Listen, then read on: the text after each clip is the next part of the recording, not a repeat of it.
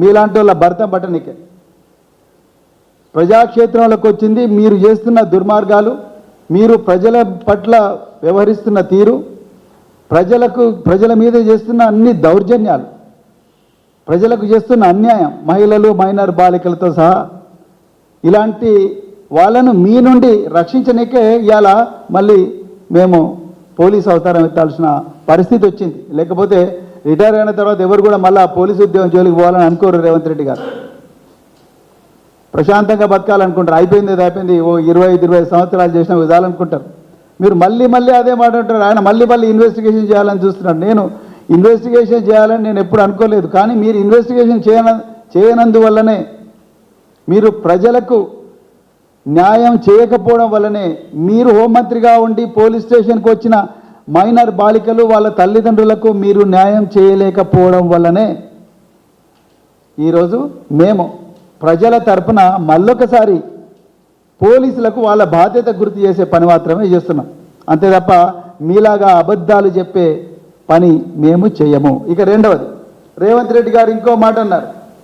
అప్పా జంక్షన్లో నాకబంది అన్నారు. మరి నాకబంది అంటే నాకబంది బందోబస్తు స్కీమ్ ప్రజల ముందర పెట్టు కదా, సెటిలైట్ ఇమేజ్లు పెట్టు. మరి ఎన్ని రోజులు నాకబంది చేసినారు మీరు? ఎన్ని రోజులు నాకబంది చేసినారు? నేను కూడా అదే ప్రాంతంలో నివసిస్తా. మరి నాకు ఎప్పుడు కూడా నేను నార్సింగి పోలీస్ స్టేషన్ పరిధిలోనే నివసిస్తా. నాకైతే ఒక్కరోజు కూడా నాకబంది కనిపించలేదు.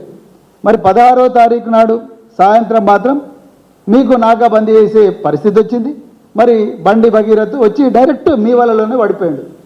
మళ్ళీ పూలు పెడుతున్నారు మీరు తెలంగాణ ప్రజల చెవులలో. ఇక మూడవది, మీరు బాధితురాలి పేరు బయట పెట్టింది బీఆర్ఎస్ పార్టీ వాళ్ళే అంటున్నారు. ఇంతకన్నా ఘోరమైన నీచమైన అబద్ధం ఇంకోటి ఉండదు రేవంత్ రెడ్డి గారు. మీరు ముఖ్యమంత్రి హోదాలో ఉండి ఆ విధంగా మాట్లాడుతున్నారంటే ఇక మీ వ్యక్తిత్వం ఏందో మీరే పరీక్షించుకోండి. ఎవరండి బయటపెట్టింది బాధితురాలి పేరు? ఎవరు బయటపెట్టిండ్రు? బీజేపీ వాళ్ళు బయటపెట్టారు. అసలు బాధితురాలు పేరు ఏంటి అనేది ఎవరు బయటికి తీసుకొచ్చిండ్రు? కరీంనగర్ 2 టౌన్ పోలీస్ స్టేషన్లో ఈ అమ్మాయికి వ్యతిరేకంగా మీ కింద పనిచేస్తున్న కరీంనగర్ పోలీసులు మే 8వ తారీఖు సాయంత్రం 5:30 గంటలకు వీళ్ళు మాకు ఎఫ్ఐఆర్ చేయండి అని పేట్ బషీరాబాద్కి వస్తే ఉల్టా మీరు కరీంనగర్లో వీళ్ళని భయపెట్టించడానికి ఒక కేసు రిజిస్టర్ చేశారు. అది కూడా ఈ నిందితుడు బండి సాయి భగీరథ్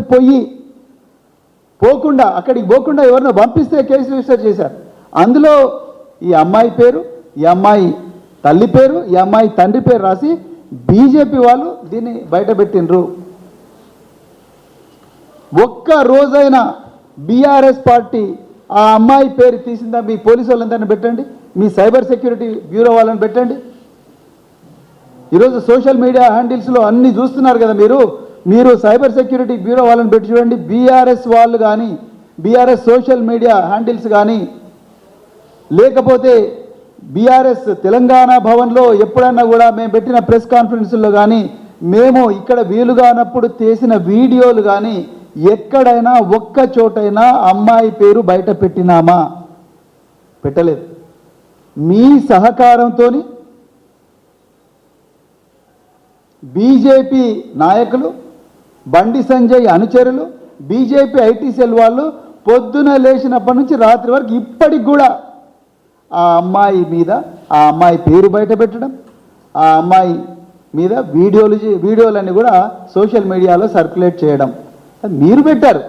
మీ సహకారంతో వీళ్ళు పెట్టిండ్రు, బీజేపీ వాళ్ళు పెట్టిండ్రు. మళ్ళీ మీరు బీఆర్ఎస్ వాళ్ళని అంటున్నారు. నిజంగా ఈ కేసులో తెలంగాణ ప్రజలందరికీ కూడా తెలుసు ఏ పార్టీ ఈ మైనర్ బాలిక వైపు నిలబడ్డది, ఏ 2 పార్టీలు భగీరథ్ వైపు నిలబడ్డవి అనేది తెలంగాణ పిల్లలందరూ కూడా చాలా క్లియర్గా అర్థమైంది.